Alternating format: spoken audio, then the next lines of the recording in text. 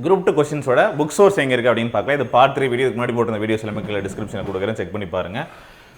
வானாளும் செல்வமும் மன்னரசும் யான் வேண்டேன் என்று பாடியவர் யார்? ஸோ இது எங்கே இருக்குது? ஸோ புக்கில் இருக்கா சார் இதுக்கான சோர்ஸ் அப்படின்னு பார்த்தா எஸ், புக்கில் இருக்குது. ஸோ எந்த ஸ்டாண்டர்டில் எங்கே இருக்குது அப்படிங்கிறத பாருங்கள். ஸோ அதுக்கான சோர்ஸ் கொடுத்துருக்கேன். ஆக்சுவலாக இது வந்து இந்த ஒரு ஸ்டேட்மெண்ட் வந்து இதுக்கு முன்னாடி ப்ரீவியஸ் இயர் கொஸ்டின் பேப்பர், நம்மளுடைய previous year question paper Tamil book போட்டிருப்போம்ல.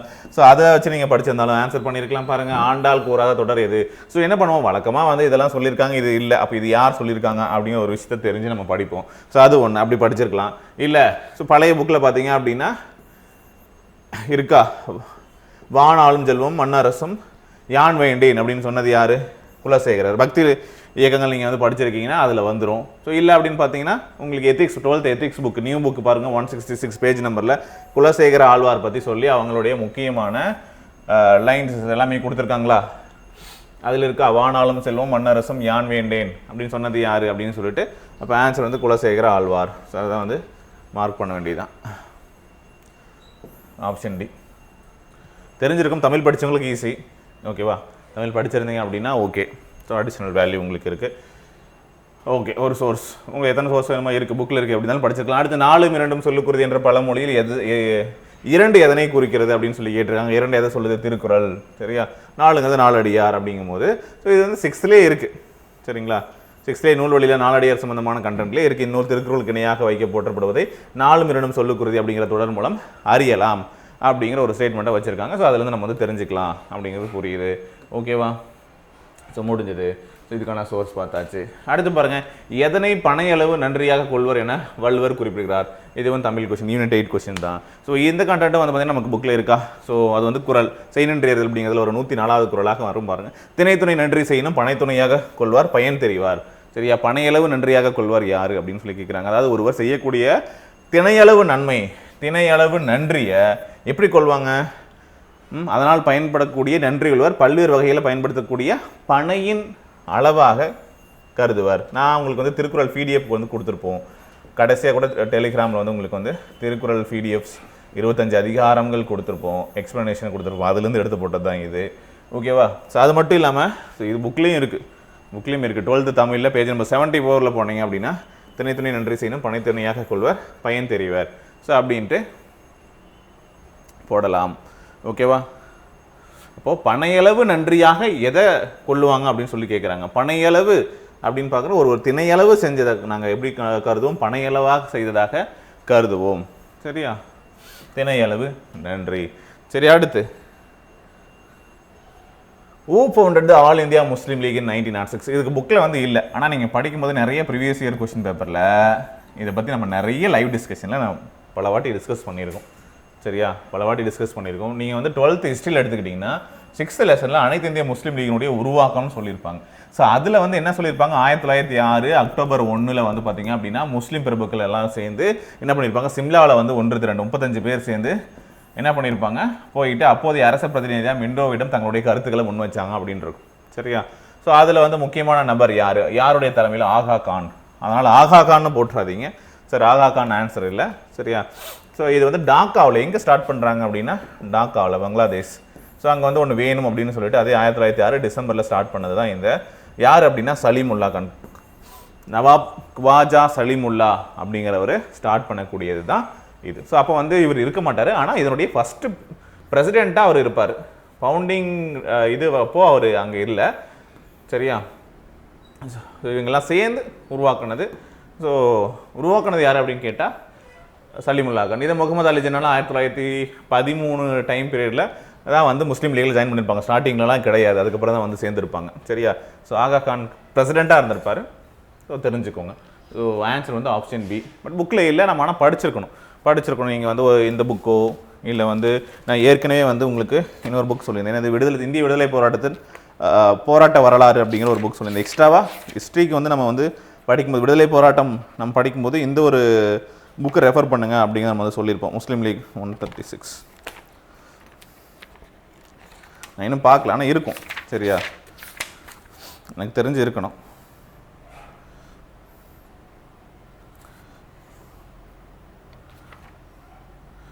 முஸ்லீம் லீக் இருக்கா? அகில இந்திய முஸ்லீம் மாநாடு வந்து பார்த்தீங்க அப்படின்னா வேணும். அதாவது இந்திய வைஸ்ராயை சந்தித்த குழுவினில் ஒருவரான நவாப் சலீமுல்லா ஒரு சுற்றறிக்கை வெளியிட்டார். அதில் அவர் அகில இந்திய முஸ்லீம் மாநாடு அமைப்பு ஒன்றை ஏற்படுத்த வேண்டியதின் அவசியத்தை வலியுறுத்தினார் அப்படின்னு சொல்லிட்டு இதில் கொடுத்துருக்காங்க. சரியா? ஸோ இதில் படிச்சிருக்கலாம், at least previous year question paper வந்து படிச்சிருக்கலாம். ஸோ இந்த மாதிரி ஏதாவது ஒரு சோர்ஸில் வந்து முஸ்லீம் லீக் வந்து ஸ்டார்ட் பண்ணுறதை பற்றி நம்ம படிச்சிருக்கலாம். ஓகேவா? ஓகே. ஸோ எக்ஸ்ட்ராவா பட் ப்ரீவியஸ் இயரில் நிறைய உங்களுக்கு தெரியும். இப்போ ஐஎன்சி பற்றி படிக்கிறோம். அப்போ வந்து இந்தியன் முஸ்லீம் லீகை வந்து பார்த்தீங்க அப்படின்னா படிக்காமல் விடுவோமா? ஆல் இந்தியா முஸ்லீம் லீக் வந்து படிக்காமல் விடுவோமா? ஸோ அதுவும் முக்கியம், நிறைய வாட்டி நம்ம சொல்லியிருக்கோம். ஸோ ஓகே, பட் புக்கில் சோர்ஸ் இருக்காங்க சார் கேட்டால் இல்லை, அது உண்மை, சோர்ஸ் இல்லை, புக்கில் இல்லை. ஸோ வெளியில் வந்து நம்ம படிச்சிருக்கோம், ப்ரீவியஸ் இயர் கொஸ்டின் பேப்பர் படிக்கணும், வேறு சோர்ஸில் பார்க்கணும், ஸ்கூல் புக்கில் இல்லை, தெளிவாக வந்து கொடுக்கல. பட் அங்கே படிக்கும்போது நம்ம கிளாஸ்லையோ நோட்ஸ்லையோ நம்ம ஆட் பண்ணி வச்சுருந்துருக்கோம். கீழ்கண்டவற்றுள் எந்த அரப்பா நாகரிக தளங்கள் தற்பொழுது இந்தியாவில் இல்லை? இப்போ எது இந்தியாவில் இல்லை, ஒவ்வொன்றும் எந்தெந்த மாவட்டத்தில் இருக்குன்ற வரைக்கும் நீங்கள் வந்து தெரிஞ்சு வச்சுக்கணும்.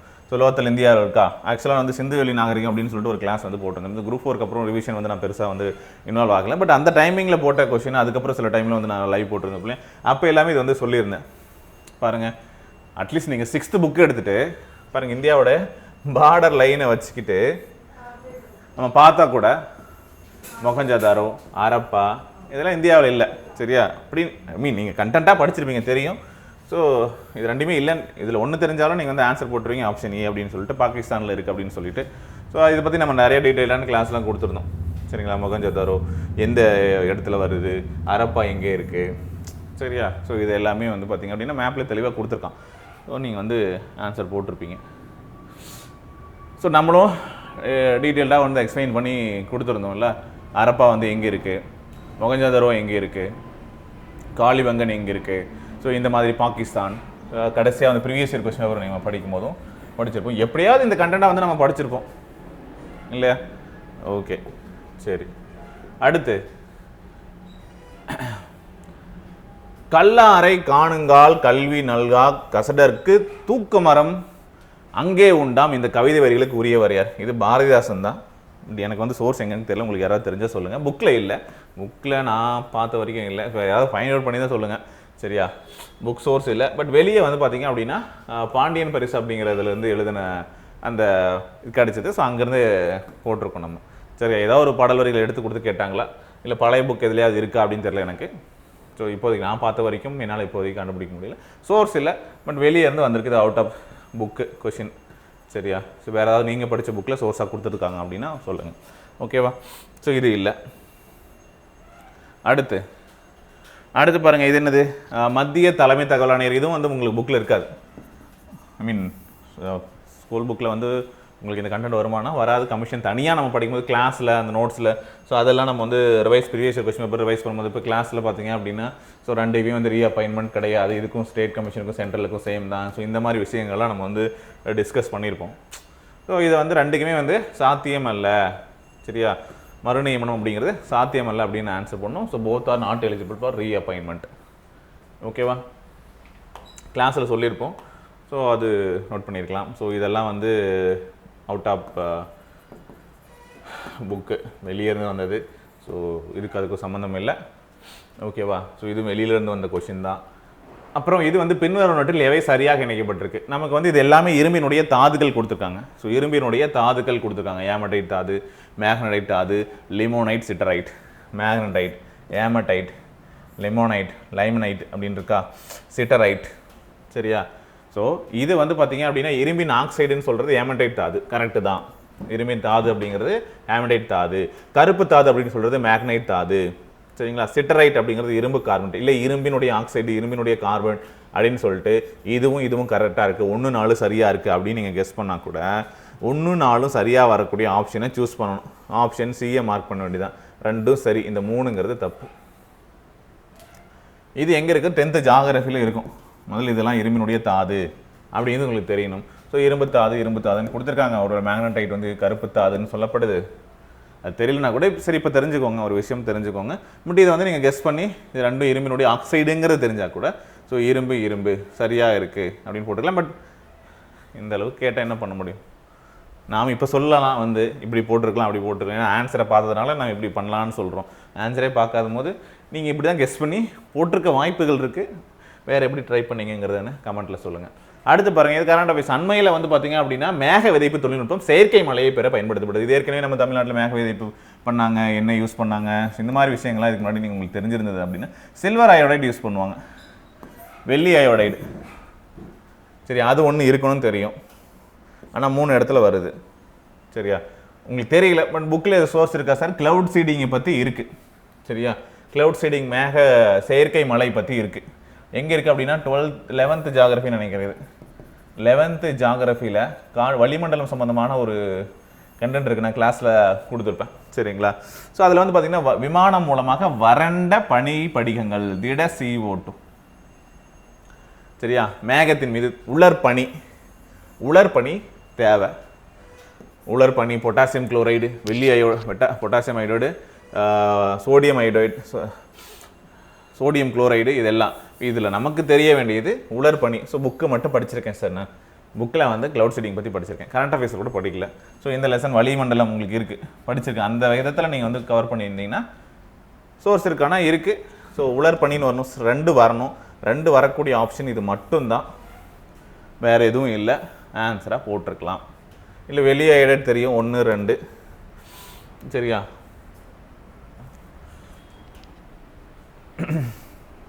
Okay right. சரி, இது ஓகே. சோர்ஸ் இருக்குன்னா இருக்குது, அவ்வளோதான் சொல்ல முடியும். பட் கரண்ட் அஃபேர்ஸ் பேஸ் பண்ணி கேட்ட கொஸ்டின்ஸ் ஒன்றும் பண்ண முடியாது. தமிழ்நாடு தினம் எப்பொழுது? நான் இது சம்மந்தமாக தனியாகவே ஒரு வீடியோ போட்டிருப்பேன், தமிழ்நாடு டே அன்னைக்கு. ஸோ ரீசெண்டாக நம்ம டிஸ்கஸ் பண்ணதான் கொஸ்டின் வந்திருக்கா சார்? நம்ம டிஸ்கஸ் பண்ணியிருக்கோம். சரியா, வந்திருக்கும். சரியா, ஜூலை 18 அன்னைக்கு பெயர் மாற்ற தீர்மானம் நிறைவேற்றப்பட்டது. அந்த நாளாக தான் வந்து பார்த்திங்க அப்படின்னா தமிழ்நாடு நாளாக ஸ்டாலின் வந்ததுக்கப்புறம் பண்ணாருன்னு டீட்டெயில்டாக வீடியோ கொடுத்துருப்பேன். சரி, ஓகே ரைட்டு, அந்த வீடியோ இருக்கும், பாருங்கள். அடுத்து பார்த்தீங்க அப்படின்னா சட்டப்பிரிவு 240 மூலம் தனக்கு வழங்கப்பட்ட அதிகாரத்தின்படி ஜனாதிபதி பிபி மண்டல் என்பவரை பிற்படுத்தப்பட்ட வகுப்பினருக்கான ஆணைய தலைவராக நியமித்தார். ஆணைய தலைவராக நியமிப்பதற்கான ஆர்டிக்கல் வந்து 200 எல்லாம் கரெக்டு தான், ஆனால் 240 கேட்டால் தப்பு, அது வந்து 340. சார் இது புக்கில் இருக்கா? எஸ் இருக்கு. 11th பாலிட்டியில் சமூக நீதி நம்ம பாலிட்டி புக்கில் கொடுத்துருப்போம். சரியா, ஸோ நீங்கள் வந்து 11th பாலிட்டி புக்கில் ரெஃபர் பண்ணியிருந்தீங்க அப்படின்னா சமூக நீதினு ஒரு லெசன் இருக்கும். ஸோ அந்த லெசனில் போனீங்கன்னா இந்த ஆணையம் பின்தங்கிய நிலையை தீர்மானிக்க 11 குறிகாட்டிகளை உருவாக்கியது. ஸோ ஆக்சுவலாக இது தப்பு, இது சரி. அப்போது ஏ தவறு, ஆர் வந்து சரியானது. அப்போ இது ஆப்ஷனை மார்க் பண்ண வேண்டியது தான். சரியா, ஏன் அப்படின்னு பார்த்தா கொடுத்துருக்காங்களா, பிற்படுத்தப்பட்டார் ஆணையம் இந்திய அரசியல் சட்டப்பிரிவு 340 படி சமூக அடிப்படையிலும் கல்வி அடிப்படையிலும் பிற்படுத்தப்பட்ட வகுப்பு எவை அப்படின்னு அடையாளம் கண்டிடவும் அவர்களுடைய நிலை குறித்து ஆய்வு செய்யும், அரசுக்கு பரிந்துரைகளை வழங்கும், பிற்படுத்தப்பட்ட ஆணையம் அமைத்தும் குடியரசுத் தலைவருக்கு அதிகாரம் இருக்கு. சரியா, இது வரைக்கும் 2 ஆணையங்கள் உருவாக்கியிருப்பாங்க. ஒன்று வந்து பார்த்தீங்கன்னா, ஸோ 2வது வந்து பார்த்தீங்கன்னா மண்டல் ஆணையம். ஓகே, 2வது பார்த்தீங்கன்னா மண்டல் ஆணையம். ஸோ மண்டல் ஆணையம் வந்து பார்த்தீங்க அப்படின்னா என்ன பண்ணுது, 11 காரணங்களை அடிப்படையாக கொண்டு கொடுத்துருக்காங்களா, 11ன்னு சொல்லிட்டு அப்படியே இருக்கா? இதெல்லாம் நான் கிளாஸில் நோட்ஸ் உங்களுக்கு கொடுத்தது தான், போட்டிருக்கலாம், படிச்சிருக்கணும், ரிவைஸ் பண்ணியிருக்கணும். சமூக நீதி அப்படின்னு சொல்லிட்டு படிச்சிருந்தா போட்டிருக்கலாம். யூனிட் 9க்கு கொடுத்துருந்தேன். சரியா, பாலிட்டியில் படிச்சிருந்தாலும் சரி, எங்கே படிச்சிருந்தாலும் சரி போட்டிருக்கலாம். ஸோ இது வந்து தப்பு ஆர்டிக்கல். ஸோ 240 வராது. இது 11 இருக்கா இல்லையான்னு உங்களுக்கு தெரியாததுக்கு சோர்ஸ் இருக்குது. பட் நம்ம வந்து இது இந்த புக்கில் தான் எடுத்தாங்கன்னு சொல்லலை, ஆனால் நம்ம புக்கை படிச்சிருந்தா இந்த கொஸ்டின் ஆன்சர் பண்ணியிருக்க முடியுங்கிற சொல்ல வரேன். புரியுதா? புக்கு நம்ம யூஸ்வலாக படிக்கக்கூடிய கண்டென்ட்டவே இன்னும் நல்லா டீட்டெயில்டாக நம்ம வந்து புரிஞ்சு இப்போ நல்லா ரிவைஸ் பண்ணியிருந்தா இதுக்கு ஆன்சர் பண்ணியிருக்க முடியுமா? அவ்வளோதான் விஷயம். நம்ம படித்தது இந்த கொஸ்டின் வருதா. பின்வரும் நோட்டில் மித்ரா மேளா சங்கத்தை தொடங்கியது யார்? இது நிறைய வாட்டி நான் லைவ்ல டிஸ்கஸ் பண்ணியிருப்போம். சரியா, எப்பெல்லாம் இந்த வீடி சாவர்கர் வராரோ அப்போ எல்லாம் நம்ம இதை பற்றி டிஸ்கஸ் பண்ணியிருப்போம். அவரும் அவரோட தம்பி கணேஷ் தாமோதர் சாவர்கர் இவங்கெல்லாம் சேர்ந்து ஸ்டார்ட் பண்ணது தான் இந்த மித்ரா மேளா அப்படின்னு சொல்லிட்டு நாசிக்கில் வந்து ஸ்டார்ட் பண்ணாங்க அப்படின்னு சொல்லிட்டு நம்ம பார்த்துருப்போம். பாருங்க, லைவ் ஸ்க்ரீன்ஷாட்டே கொடுத்துருக்காங்களா, மித்ரா மேளா நிறைய வாட்டி நம்ம டிஸ்கஸ் பண்ணோம். நம்மளுடைய லைவ் கிளாஸஸில் வந்து வீடியோஸ் ஆரம்பிக்கப்பட்ட ரகசிய சங்கம் அபினவ் பாரத் சொசைட்டின்னு சொல்லிட்டு இருக்கோம். ஸோ அதுக்கு முன்னாடி வந்து பார்த்தீங்க அப்படின்னா அந்த மித்ரா மேளா தான் அபினவ் பாரத் சங்கமாக வந்திருக்கும். யங் பாரதம், இளைய பாரதம் அப்படின்னு சொல்லிட்டும் சொல்லுவாங்க. அப்படிங்கிறதெல்லாம் நம்ம வந்து நிறைய இந்த மாதிரி டிஸ்கஸ் பண்ணியிருப்போம். ஸோ மித்ரா மேளா வந்து விநாயக் தாமோதர் சாவர்கர், இது ப்ரீவியஸ் இயர்லேயும் கொஸ்டின்ஸ் வந்து இந்த மாதிரி கேட்கல, வேறு மாதிரி கேட்டிருக்காங்க. பட் நம்ம அவரை பற்றி டீட்டெயிலாக படிக்கும்போது இதெல்லாம் டிஸ்கஸ் பண்ணியிருக்கோம். விடி சாவர்கரை பற்றி, அவருடைய புக்ஸை பற்றி, இது எல்லாமே நான் நிறைய கிளாஸில் டிஸ்கஸ் பண்ணியிருக்கேன். அடுத்து ஜவஹர்லால் நேருனுடைய நூல்களை அவை வெளியிட்ட ஆண்டினுடைய அடிப்படையில் வரிசைப்படுத்துக. ஆக்சுவலாக நான் வந்து இதில் எல்லா நூலையும் பற்றியும் எக்ஸ்பிளைன் பண்ணல. பட் ஒரு நூல் நமக்கு வந்திருக்கும். எங்கே வந்திருக்கும் அப்படின்னா, இப்போது 6th நம்ம படிச்சிருப்போம், பன்முகத்தன்மை படிச்சிருப்போம். அதில் வந்து இனங்களினுடைய அருங்காட்சியகம் V.A. ஸ்மித், வேற்றுமையில் ஒற்றுமை, இந்த மாதிரி கண்டெல்லாம் படிச்சிருப்போம். அப்போ வந்து அது எங்கேருந்து எடுத்துகிட்டு வந்திருப்பாங்க? Discovery of India. சரியா? ஸோ இந்தியாவினுடைய கண்டுபிடிப்பு தமிழ் அப்படி இருக்குது டிரான்ஸ்லேஷன். சரியா? அந்த புக்கிலேருந்து எடுத்துருப்பாங்க. ஸோ அது எப்போ ஸ்டார்ட் பண்ணாங்க என்ன அப்படிங்கிறத நம்ம வந்து கொடுத்துருப்போம். சரியா? ஸோ அதெல்லாம் லைவில் நம்ம நிறைய கொஸ்டின் ப்ரீவியஸ் இயர் கொஸ்டின் பார்க்கும்போது ஒரு லீடர் எடுத்துக்கிட்டேன். இது வந்து புக்கு 600 புக் வைஸ் ரிவிஷன் நம்ம பண்ணும்போது டிஸ்கஸ் பண்ணது. ஸோ அப்போ வந்து எப்போ ரிலீஸ் பண்ணாங்க என்ன, 44ல் 14th நவம்பரில் வந்து பப்ளிஷ் பண்ணாங்க. அவருடைய birthday 14th November 1946 discovery of India அப்படிங்கிற புக்கை பப்ளிஷ் பண்ணாங்க. ஸோ இந்த மாதிரி வந்து நேரு கண்டறிந்த இந்தியா, எங்கள் நேரு கண்டறிந்த இந்தியாவாமா, இங்கே இந்தியாவினுடைய கண்டுபிடிப்பாமா. நம்ம தமிழ் டிரான்ஸ்லேஷன் ஒன்றும் பண்ண முடியாது. சரியா? 46ல். ஸோ இதை வந்து நம்ம படித்தோம். ஆக்சுவலாக நம்ம எப்படி நம்மளுடைய இதை வந்து நம்ம ரிவைஸ் பண்ணியிருந்துருக்கணும் அப்படின்னா, ஸோ அவருடைய புக்ஸ் எல்லாம் என்ன, அட்லீஸ்ட் எனக்கு புக்ஸ் எல்லாமே என்னன்னு தெரியும். பட் இயரை கேட்டு வச்சிருக்கேன். கொஞ்சம் இன்னும் அட்வான்ஸாக போயிட்டாங்க. அது இயர் கேட்டது இல்லாமல் ஏதாவது கரெக்டாக இருக்கா தப்பாக இருக்கான்னு கேட்டிருந்தா கூட ஓகே சான்சஸ் இருக்குது போட்டுடலாம். இது ஆர்டர் பண்ணுங்க கால வரிசைப்படுத்துன்னு கேட்டாங்க, ஒன்றுமே பண்ண முடியாது. ரொம்ப நல்லா படித்தவங்க ஆன்சர் பண்ணலாம். சரியா? இப்போ என்ன ஆர்டர் பாருங்கள்.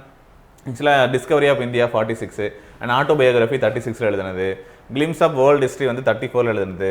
ஸோ அவங்க டாக்டருக்கு லெட்டர்ஸ் எழுதுனதெல்லாம் வந்து 29ல் வந்திருக்கும். அவங்க சிஸ்டருக்கு எழுதுனதெல்லாம் இப்போ அதுக்கப்புறம் வெளியே வந்த புக்கு. சரிங்களா? ஸோ இது எல்லாமே இருக்குது. ஓகேவா? ஃபஸ்ட்டு வந்து எது உங்களுக்கு வந்து பாருங்கள், கிளிம்ஸ் ஆஃப் வேர்ல்டு ஹிஸ்ட்ரி 34ல்,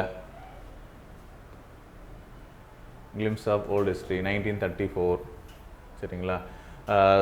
ஒரு சுயசரிதை இது வந்து 36, இது வந்து 46. சரியா? இதுக்கப்புறம் சுதந்திரத்திற்கு முன் அப்படின்னா அவங்க சிஸ்டருக்கு எழுதுனதெல்லாம் அதுக்கப்புறம் தொகுத்து வந்து பார்த்தீங்க அப்படின்னா லெட்டர் போட்டு 2000 அரௌண்டில் வந்து போட்டது.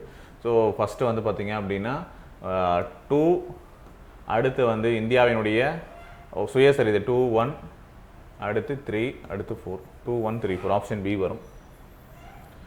ஓகேங்களா? 2, 1, 3, 4 தான். ஸோ ஆன்சர் வந்து 2, 1, 3, 4. ஸோ நீங்கள் வந்து தமிழில் படிச்சிங்கன்னா கடித இலக்கியம் அப்படின்னு சொல்லிட்டு படிப்பீங்க. அங்கே வந்து நேருவுடைய புக்கு பற்றி, அவர் எழுதின லெட்டரை பற்றி, அவங்க மகளுக்கு எழுதுனது, சிஸ்டருக்கு எழுதுனது, இந்த மாதிரி வந்திருக்கலாம். ஸோ அப்படி ஒரு லெசன் இருக்குது இல்லையா? ஸோ அங்கே கூட அவரோட இதை பற்றி டீட்டெயிலாக படிச்சிருக்கலாம். இல்லை ஜவஹர்லால் நேருன்னு டைட்டிலே இருக்குது. ஸோ அவரை பற்றி ஃபுல்லாக ஐஎன்எம்ல நம்ம வந்து படிச்சிருந்துருக்கோம். பட் இந்த ஆங்கிள் இப்படி போயிட்டு ஏரை வந்து கேட்பாங்க அப்படின்னு யாரும் எதிர்பார்த்துருக்க மாட்டோம். சரி, ஓகே. பட் நம்ம க்ளோஸாக போயிருக்கோம். ஓகே, நம்ம நெக்ஸ்ட் லெவல் நம்ம எப்படி போனாலும் கேட்டப் போடுறான்டா. ஸோ இப்படி கேட்டால் இப்படி படித்தா அப்படி வரான் அப்படிங்கிற மாதிரி அடுத்த லெவல் கொஸ்டின் கேட்டிருக்காங்க. அதான் சொல்ல முடியும். அடுத்து இதுவும் 10th புக்கில் இருக்குது, 11th புக்கில் இருக்குது. சோர்ஸ் எடுத்துகிட்டு வந்திருக்குண்ணா சரியில்லை. உங்களுக்கு தெரியும், விவேகானந்தர் ராமகிருஷ்ண மிஷன் நிறைய வாட்டி நம்ம படிச்சிருக்கோம். அவர் நிறுவனார், கரெக்டு தான். சரியா? ராமகிருஷ்ண மிஷன் ஒரு துறவர அமைப்பு. அது வந்து மனிதனுடைய ஆன்மீக வளர்ச்சிக்கு தன்னை அர்ப்பணித்தது. ஸோ ரெண்டுமே வந்து சரியான விளக்கம் தான்.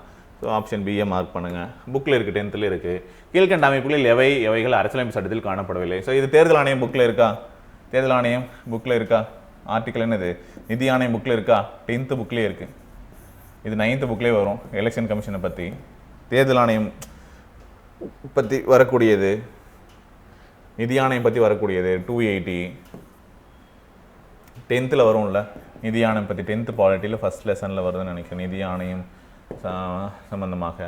அப்படி இல்லைனாலும் வேறு இடத்துல நிதி ஆணையம் பற்றி படிப்பீங்க. இதுக்கெல்லாம் ஆர்டிக்கல் இருக்குது. ஆனால் நிதி ஆயோக் படிக்கும்போது நம்ம நிதி ஆயோக் பற்றி நிறைய டிஸ்கஸ் பண்ணிப்போம். தேசிய வளர்ச்சி குழு, பிளானிங் கமிஷன், எக்கனாமிக்ஸில் படிக்கும்போது படிச்சிருப்போம். இதெல்லாம் கான்ஸ்டியூஷன் ரிலேட்டடாக இல்லை. அரசியல் சார்ந்த அமைப்பான்னு கேட்டால் கிடையாது, வராது. ஆர்டிக்கல் எதுவும் இருக்கான்னு கேட்டால் இல்லை. அப்போ இது வந்து அரசியலமைப்பு சட்டத்தில் இல்லைன்னு அர்த்தம். 1, 2 இல்லை. 1, 2 இல்லை. மார்க் பண்ண முடியுமா? பண்ணலாம். 9th இருக்குது. புக்கில் படித்தாவே இருக்கும். இது 11th நான் எடுத்து வந்திருக்கேன். அவ்வளோதான். சோர்ஸ் காமிக்கணும்னு எடுத்து வந்திருக்கும். சரிங்களா? ஸோ இந்த மாதிரி இந்த கொஷின்ஸ்லாம் இருக்குது. ஸோ இதெல்லாம் பண்ணியிருக்கலாம். ஸோ நான் வந்து இது வரைக்கும் ஒரு 3 பார்ட் போட்டிருக்கேன். ஸோ ரிமைனிங் இருக்கக்கூடிய கொஷின்ஸ் பார்க்கலாம் எதாவது இருக்குது அப்படின்னு சொல்லிட்டு எடுத்துருப்பாங்க. ஸோ அப்டேட் பண்ணுறேன். அடுத்தடுத்த வீடியோஸில் அப்டேட் பண்ணுறேன். ஸோ கம்பைல் பண்ணி ஒட்டுமொத்தமாக ஒரு PDF உங்களுக்கு ஷேர் பண்ணுறேன். டெலிகிராம் லிங்க்கு ஜாயின் பண்ணிக்கோங்க. அந்த டெலிகிராமில் உங்களுக்கு இந்த PDFs எல்லாம் வந்துடும். உங்களோட பின்னாடி எதுக்கு சொல்கிறேன்னா, அந்த சோர்ஸு ஒருவேளை ஆன்சர் கீழே அவங்க ஏதாச்சும் மாற்றி கொடுக்குறாங்க அப்படின்னா நம்ம அப்ஜெக்ஷன் ரைஸ் பண்ணுறதுக்கு ஒன்று சோர்ஸு தேவைப்படும். ஓகேவா? கேட்கலாம். ஸோ நமக்கு வந்து ஒரு ஐடியா, ஸோ எங்கேருந்து கொஷின்ஸ் நம்ம படிக்கக்கூடிய புக்ஸ் வந்து யூஸ் ஆகுதா இல்லையா, அதை வச்சு ஆன்சர் பண்ணியிருக்க முடியுமா முடியாது. ஓகே, அப்போ குரூப் 2 குரூப் 4 நம்ம என்ன படிக்கணும் அப்படிங்கிற ஒரு ஐடியாவுக்கு நம்ம வந்து அடுத்து தள்ளப்படுறோம்ல. ஸோ அதுக்கு வந்து இது கண்டிப்பாக நமக்கு வந்து யூஸ்ஃபுல்லாக இருக்கும். ஸோ எப்பயுமே அப்போது ஃபஸ்ட் ப்ரையாரிட்டி நம்ம புக்குக்கு வந்து கொடுப்போம், ஸ்கூல் புக்கு. அப்புறம் previous year question paper based கொஷினை படித்து அதிலிருந்து எப்படி கேட்குறான் அதுக்கான ஆப்ஷன்ஸுக்கெலாம் எக்ஸ்ட்ரா கண்டென்ட்டை நமக்கு கேதர் பண்ணி வைக்கணும். சரியா, புக்கு படிச்சிட்டிங்க, புக்கையும் எப்படி படிக்கணும், சிலபஸ் பேஸ்டு படிக்கணும். அப்படி சிலபஸ் பேஸில் இருக்கக்கூடிய கண்டென்ட்டை நீங்கள் என்ன பண்ணணும், எக்ஸ்ட்ராவாக தேடி நீங்கள் வந்து நோட் பண்ணணும். ஒருவேளை புக்கில் இல்லை ஆனால் இது கேட்கறதுக்கான வாய்ப்பு இருக்குது அப்படின்னு சொல்லிட்டு இருந்தால் வெளியிலேருந்து புக்கோட கண்டென்ட் கூட நீங்கள் வந்து சேர்த்தணும் ஒரு விஷயம். சரியா, ப்ரீவியஸ் இயர் கொஸ்டின் படிக்கணும், இதை மட்டும் பண்ணுங்கள். தேவைப்பட்டால் எக்ஸ்ட்ரா ரெஃபரன்ஸ் புக்கு ஏதாச்சும் ஒன்று, இப்போ நம்ம சொல்லுவோம் லக்ஷ்மிகாந்த் பாலிட்டிக்கு, வெங்கடேசன் சார் புக்கு, இந்த மாதிரி ஏதாவது ஒரு புக்கு வந்து உங்களுக்கு தேவைப்படுதுன்னா அதை ரெஃபர் பண்ணுங்கள்.